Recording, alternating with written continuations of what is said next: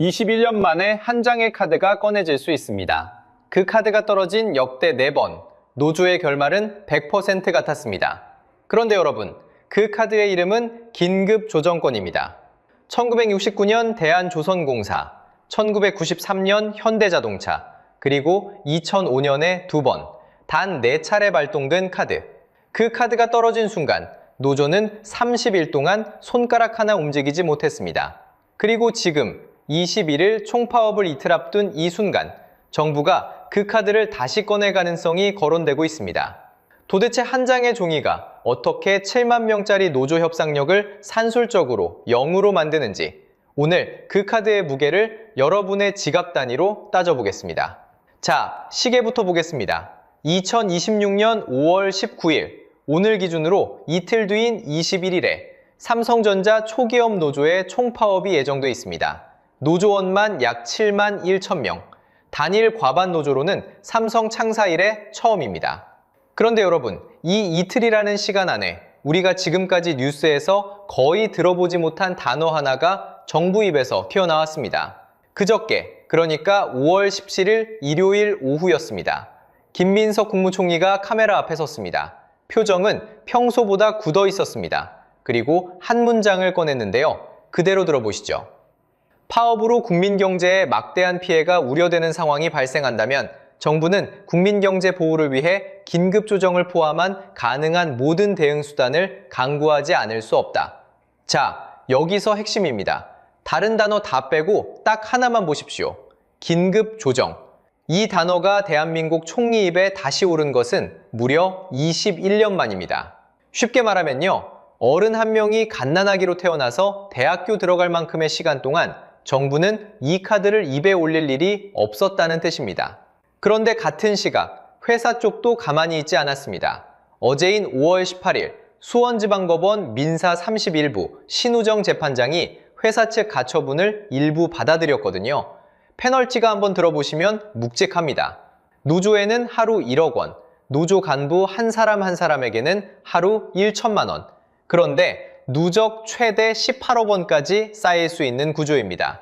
숫자로 보면요. 노조 간부 한 분이 페널티를 사흘 동안 맞으면 월급쟁이 1년치 연봉이 통째로 날아가는 셈입니다. 상식적으로 생각하면 이 정도 압박이면 노조가 한 발 물러설 것 같죠? 그런데 노조는 안 꺾습니다. 위원장 최승호, 부위원장 이송희 두 사람 모두 21일 카드를 그대로 들고 가겠다는 입장이에요. 회사는 가처분으로 묶었고 노조는 안 꺾었고 그러니까 결국 이 이틀짜리 교착을 누가 깨주느냐 그 자리에 정부가 손을 들고 들어선 겁니다. 21년 동안 책상 서랍 깊숙이 들어가 있던 한 장의 카드를 총리가 그저께 슬쩍 만지작거리기 시작한 거예요. 자, 그 카드의 정체부터 정확히 짚고 가야 합니다. 한 장의 종이가 어떻게 7만 명짜리 협상력을 산술적으로 0으로 만드는지 그 메커니즘부터 펼쳐보겠습니다. 자, 그 메커니즘부터 펼쳐보겠습니다. 긴급조정권의 법적 근거는 단 2조항입니다. 노동조합 및 노동관계조정법 76조와 77조. 70년대에 만들어진 이 두 조항이 2026년 7만 명짜리 노조의 운명을 산술적으로 결정할 수 있는 카드의 전부입니다. 발동 권한은 고용노동부 장관에게 있습니다. 중앙노동위원회 의견을 한 번 청취한 뒤 장관이 보장 하나만 찍으면 됩니다. 여기서 핵심입니다. 이 한 장의 종이가 떨어지는 순간 효력은 정확히 3단으로 펼쳐집니다. 첫째, 공표일 즉시 모든 쟁의 행위가 중지됩니다. 파업 중이었다면 그 자리에서 멈춰야 합니다. 시계로 따지면 분단위가 아니라 초단위입니다. 둘째, 30일 동안 쟁의를 다시 시작할 수 없습니다. 노조가 손목에 차고 있던 카드를 30일 동안 정부가 보관해버리는 구조입니다. 셋째, 그동안 중노위가 강제중재에 들어갑니다. 직권중재라고 부르는 절차입니다. 쉽게 말하면요. 노사가 합의 못한 임금, 성과급, 근로시간을 정부가 대신 정해주는 겁니다. 그것도 노사 양쪽 사이의 합의서와 똑같은 효력으로요. 이 강제결정을 법에서는 단체 협약과 동일한 효력이라고 명시합니다. 노조 도장 없이도, 회사 도장 없이도 그 결정이 단협이 됩니다. 상식적으로 생각하면 이상한 일입니다. 협상은 두 당사자가 하는 건데 결말은 제3자가 정하는 거니까요. 이걸 경제학에서는 권력의 비대칭이라고 부릅니다. 쉽게 말하면 한쪽이 다른 쪽의 의사결정을 강제로 멈출 수 있는 구조를 뜻하는 거죠. 한 장의 행정처분이 7만 명의 단체 교섭권을 산술적으로 0으로 만든다. 이게 권력의 비대칭이 작동하는 가장 깔끔한 그림입니다. 그런데 여러분, 그래서 의문이 하나 떠오릅니다. 이렇게 센 카드라면 정부가 자주 꺼내야 정상 아닐까요? 도대체 왜 지난 21년 동안 그 어떤 정부도 이 카드를 단 한 건도 꺾지 않았을까요? 이유는 세 가지로 정리됩니다. 첫째, 행정 부담입니다. 단역까지 정부가 정해주려면 산정 근거를 일일이 다 짜야 합니다. 둘째, 정치 부담입니다. 노조 측에서 보면 협상권을 빼앗기는 카드, 회사 측에서 보면 정부가 임금까지 정해주는 카드.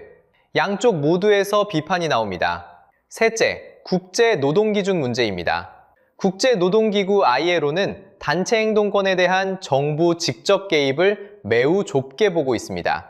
결국 21년 동안 이 카드는 마지막 수단이라는 이름으로 서랍 안에 잠들어 있었던 겁니다.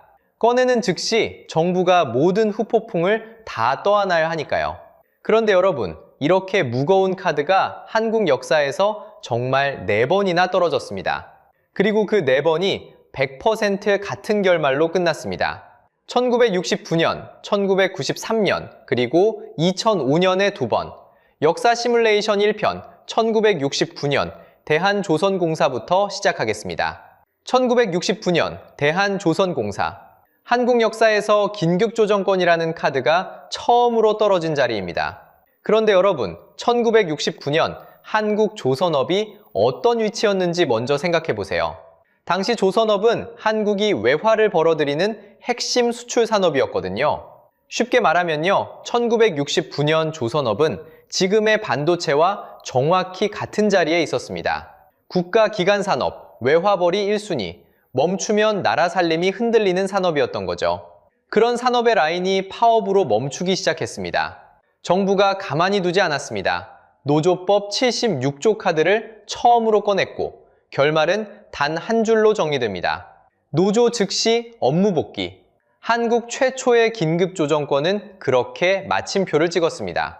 자, 여기서 핵심입니다. 이 카드가 한 번 떨어진 뒤 정부는 무려 24년 동안 같은 카드를 다시 꺼내지 않았습니다. 그만큼 무거운 카드였다는 뜻입니다. 그런데 1993년, 그 24년의 침묵을 깬 사건이 터집니다. 1993년 7월 20일 오전 11시, 한국 역사 2번째 긴급조정권이 발동된 시각입니다. 발동 대상은 현대자동차였습니다. 1993년의 현대차 역시 한국 수출의 최전선이었거든요. 지금의 반도체와 같은 위치에 있던 산업이었습니다. 그해 현대차 노조의 쟁의가 길어지자 정부가 꺼내든 명분은 2가지였습니다. 수출 차질 우려, 그리고 협력업체 피해 확산. 상식적으로 생각하면 노조의 파업은 회사와 노조 사이의 문제로 보입니다. 그런데 정부 입장에서는 달랐습니다. 현대차 한 곳이 멈추면 부품을 대는 협력업체 수백 곳이 같이 멈추고 컨테이너에 실릴 자동차가 항구에서 빠지면서 나라 전체 수출 통계가 흔들리는 구조였던 거죠. 결말은 어땠을까요? 발동 즉시 쟁의 중지, 30일간 쟁의 재개 불가. 그 30일이 끝나기 전에 노사 합의로 마무리됐습니다. 한국 역사 2번째 카드도 똑같이 노조의 손목이 먼저 묶이는 모양새로 정리된 겁니다. 자, 이제 두 사건을 한 줄에 놓고 보겠습니다. 1969년 조선업, 1993년 자동차. 산업은 달랐지만 패턴은 거짓말처럼 똑같았습니다. 첫째, 둘 다 그 시점 한국의 핵심 수출 산업이었습니다. 둘째, 둘 다 수출 차질이라는 명분이 카드를 불러냈습니다. 셋째, 둘 다 노조가 즉시 업무에 복귀했습니다. 쉽게 말하면요, 국가기관 산업의 수출 차질이 겹치면 정부 카드가 떨어지고 노조 협상력은 그 자리에서 멈춥니다. 24년 간격을 두고도 같은 공식이 작동한 거예요. 그래서 지금 2026년 반도체를 다시 보게 됩니다. 1969년에는 조선업이, 1993년에는 자동차가 그 자리에 있었다면 지금 그 자리에 정확히 들어와 있는 산업이 반도체거든요. 수출 비중 25%, GDP의 9에서 10%. 1969년 조선업이 짊어졌던 무게보다 1993년 자동차가 짊어졌던 무게보다 오히려 더 무거운 자리에 반도체가 앉아 있습니다. 그런데 여러분, 1969년과 1993년의 결말이 같았다면 그 다음 두 번의 결말은 더 강력했을까요? 아니면 약했을까요? 한국 역사 마지막 두 번의 긴급조정권, 두 번 모두 2005년, 두 번 모두 항공업이었습니다. 결말이 어땠는지 풀어보겠습니다. 자, 한국 역사 마지막 두 번의 긴급조정권, 두 번 모두 2005년, 두 번 모두 항공업이었습니다. 첫 번째 무대는 2005년 8월 아시아나항공 조종사들의 파업입니다. 노조가 비행기를 멈춘 시간만 무려 25일이었습니다. 한 달 가까이 한국 하늘이 절반쯤 비어 있었던 셈입니다. 25일째 되던 날 정부는 카드를 꺼냅니다. 그때까지 운항 예정이었던 6,936편 중 무려 2,208편이 결항됐습니다. 결항률 31.8%. 쉽게 말하면요, 비행기 3대 중 1대가 출발 못한 그림입니다. 매출 손실은 약 1,649억 원, 25일 동안 회사 한 곳에서 빠져나간 돈이 1,649억입니다. 광역시 한 곳의 한 달 예산이 통째로 증발한 수준입니다. 그런데 여러분, 여기서 핵심입니다. 카드가 떨어진 순간 중노위는 직권중재에 들어갑니다. 비행시간, 정년, 휴무일, 노조가 1년 가까이 협상 테이블에서 다투던 모든 조건을 중노위가 강제로 정해 단협으로 박아넣습니다. 두 번째 부대는 같은 해 12월 대한항공 조종사 파업입니다. 그리고 이게 한국 역사에서 마지막으로 떨어진 카드입니다.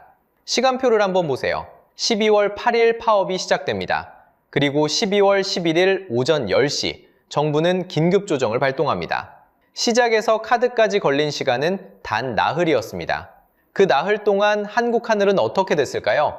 발동 시점, 결항률 66%, 국내선은 90%, 국제선 화물은 89%가 마비됐습니다. 결항률 66%, 숫자만 들으면 잘 안 와닿으시죠? 쉽게 말하면요, 인천공항 출국장에 게이트가 10개 있다면 그중 6개가 닫혀있는 그림입니다. 게다가 화물기는 10대 중 9대가 묶여 있습니다. 그런데 카드가 떨어지자 나흘짜리 파업은 발동 즉시 풀립니다. 노조원들은 그날로 조종석에 다시 앉았습니다. 자, 두 사례를 겹쳐보세요. 25일을 버틴 아시아나 노조, 나흘 만에 카드 앞에 멈춘 대한항공 노조. 두 번 모두 결말은 똑같았습니다. 발동 즉시 업무 복귀, 30일 쟁의 금지, 그리고 중노위 직권중재로 단협 강제 결정. 그 강제 결정을 노조 측은 그대로 받아들였습니다. 협상력은 산술적으로 0이었습니다. 상식적으로 생각하면 이상하지 않습니까? 25일을 버텨도 결말은 똑같고 나흘을 버텨도 결말은 똑같습니다. 카드 한 장 앞에서 노조가 쥐고 있던 시간은 의미가 없었습니다. 그런데 여러분, 여기서 한 번만 시야를 넓혀보겠습니다. 다른 나라들은 이 카드를 얼마나 쓸까요? 영국, 독일, 일본, 이쪽 나라들도 비슷한 강제중재 제도는 법전에 있습니다. 그런데 실제 발동 사례는 한국과 비교하면 거의 박물관 수준입니다. 영국은 노사 분쟁을 ACAS라는 자율조정기구가 먼저 받습니다. 정부가 강제카드로 손을 뻗는 일은 극히 드뭅니다. 독일은 사회적 합의 모델로 산별 단협을 통해 마무리하는 구조입니다. 일본도 우리 긴급조정과 같은 강제카드를 사실상 박물관에 두고 있습니다. 반면에 한국은 어땠나요? 1969년 조선, 1993년 자동차, 2005년 항공 두 번, 네 번 모두 국가기관산업보호라는 같은 명분으로 카드가 떨어졌습니다. 비교의 핵심은 정파평가가 아닙니다. 데이터만 놓고 보면 한국식 노사협상이 카드 없이는 잘 마무리되지 않는 구조라는 사실이 드러납니다. 그리고 결정적인 한 가지, 21년 전 그 마지막 카드, 2005년 12월 대한항공 발동까지 걸린 시간이 단 나흘이었다는 사실입니다. 그 나흘이라는 숫자 기억해 두세요. 자, 그러면 이 4건의 공통 결말을 한 줄로 정리하면 어떻게 될까요? 그 결말이 2026년에 그대로 반복되면 여러분의 지갑엔 정확히 얼마짜리 청구서가 떨어집니까? 자, 여기서 핵심입니다. 4번의 카드, 1969년 대한조선공사, 1993년 현대자동차, 2005년 아시아나, 같은 해 12월 대한항공. 결말은 산술적으로 똑같았습니다. 첫째, 발동 즉시 노조 업무 복귀. 둘째, 30일간 쟁의 금지. 셋째, 중노위 직권중재로 단역 강제 결정. 넷째, 노조의 실질 협상력은 0이 됩니다. 사건 중 사건, 예외 없이 100%. 7만 명짜리 협상 카드가 한 장의 도장 앞에서 산술적으로 소멸하는 구조가 한국 역사에서 4번이나 똑같이 반복된 겁니다. 그런데 여러분, 이 결말이 2026년에 5번째로 떨어지면 청구서는 어디로 갈까요? 답은 간단합니다. 여러분의 지갑입니다. 숫자로 보면요, 2018년 평택 캠퍼스 정전 단 28분이었습니다. 그 28분에 약 500억 원이 증발했고 웨이퍼 6만 장이 영향을 받았습니다. 분당 17억 9천만 원, 1초에 약 3천만 원. 월급쟁이 한 분이 한 달을 일해받는 돈이 라인 정지 상태에서는 1초 만에 사라지는 단위입니다. 그런데 이건 28분짜리 사고일 뿐입니다. 김민석 총리는 17일 담화에서 추산을 내놨습니다. 반도체 공장이 하루 멈추면 최대 1조 원, 누적으로는 최대 100조 원까지 우려된다고요. 일부 보도는 18일 파업 시 직접 손실만 10조에서 17조 원으로 추산합니다. 광역시 한 곳의 1년 예산이 2~3개씩 사라지는 그림입니다. 그런데 도대체 왜 반도체 한 라인이 멈춘 게 반도체 주식 한 주 없는 시청자 여러분의 지갑까지 흔드는 걸까요? 자, 이제 그 연결고리를 풀어드립니다. 2025년 한국 총수출은 7,097억 달러, 그중 반도체가 1,734억 달러였습니다. 전체 수출의 약 25%. 쉽게 말하면요, 한국이 해외에 파는 물건 4개 중 1개는 반도체라는 뜻입니다. GDP 대비로는 약 9에서 10%. 코스피 시가총액 안에서 삼성전자 한 종목이 차지하는 비중은 약 23%입니다. 국민연금이 굴리는 자산 중 단일 종목 비중도 상위에 있습니다.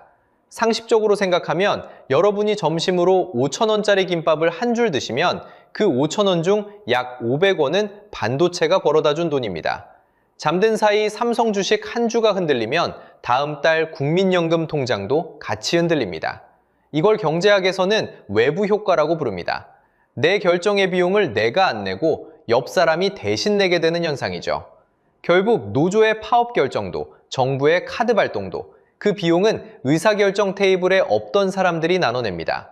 출근길 환율, 다음 분기 펀드 수익률, 어머니 국민연금 명세서, 그게 청구서가 떨어지는 자리입니다. 결말은 이미 4번 정해져 있었습니다. 그러면 21일 그날, 같은 결말이 5번째로 반복되면 정확히 무엇이 일어날까요? 2026년 5월 21일, 만약 카드가 떨어진다면 그 결말의 시뮬레이션과 함께 오늘 영상을 마무리하겠습니다. 자, 이제 마지막 그림입니다. 2026년 5월 21일, 만약 정부가 한 장의 카드를 꺼낸다면 그 결말은 산술적으로 이미 정해져 있습니다. 시계는 정부가 카드를 꺼낸 그 즉시 시작됩니다. 7만 명의 손목이 30일 동안 묶입니다. 그리고 중노위가 단협 협상에 들어갑니다. 그런데 여러분, 여기서 핵심입니다. 중노위는 임금 인상률, 성과급 OPI 산정 방식, 그 모든 걸 강제로 결정해버립니다. 위원장의 협상력은 그 순간 산술적으로 0이 됩니다. 21일 라인 정지가 만든 한 달치 충격이 30일짜리 강제 단협 한 장으로 정리되는 그림. 이게 역대 4번이 모두 똑같이 걸었던 길입니다. 단 분기점은 셋입니다. 첫째, 노조가 21일 그날 스스로 카드를 꺾을 것인가. 둘째, 정부가 21년 만에 그 카드를 진짜로 꺼낼 것인가. 셋째, 법원이 추가 가처분을 받아들일 것인가.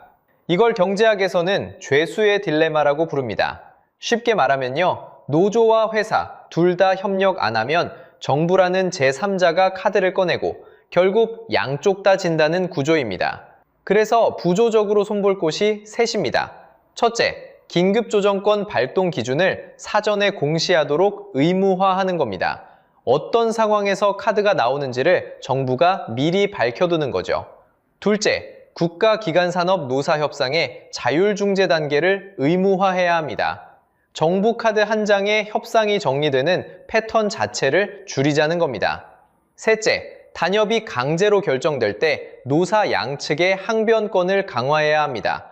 한쪽이 일방적으로 받게 두지 말자는 거죠. 자, 여기서 핵심입니다. 한 장의 종이가 7만 명의 협상력을 산술적으로 0으로 만드는 카드. 그 카드를 꺼내야 정리되는 협상이라면 그 협상은 처음부터 협상이 아니었습니다. 21일 그날 노조와 정부와 법원 이 3중 분기점 중 어디서 먼저 카드가 나오는지에 따라 결말의 색깔이 달라집니다. 그러나 결말의 산술은 이미 4번 똑같이 나와 있습니다. 그래서 여러분께 묻고 싶습니다. 21일 그날 정부가 카드를 꺼내야 한다고 생각하십니까? 댓글에 의견 남겨주세요. 다음 영상에서는 현대차 노조의 30% 임금 인상 요구가 만들어낸 또 다른 청구서를 따져보겠습니다. 오늘 영상이 유익하고 재밌으셨다면 구독과 좋아요 부탁드리겠습니다. 오늘도 시청해주셔서 감사합니다.